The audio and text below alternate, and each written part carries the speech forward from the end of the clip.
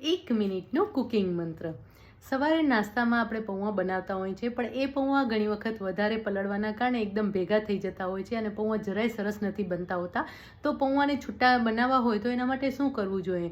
તો સૌથી પહેલાં તો જ્યારે આપણે પૌવા પલાળતા હોય ને ત્યારે એ ચાળણીમાં પૌવાને લઈ લેવાના છે અને નીચે એક થાળી મૂકી દેવાની છે અને એ પૌવા ડૂબે ને એટલું પાણી આપણે એની અંદર એડ કરી દેવાનું છે ચાળણીમાં. એટલે પાણી તો થાળીમાં ફેલાઈ જ જશે, પણ તો એ પૌવા થોડા ભીના રહેશે જ. અને એટલું પાણી એડ કરવાથી લગભગ 2 મિનિટ માટે તમે આ રીતે પૌવાને રહેવા દેશો ને એટલે પૌવા સરસ પલળી જશે અને પછી એને નિતારી લેવાના છે. એટલે કે ચાળણીમાં જ હાથેથી દબાવી અને નિતારી લેવાના છે.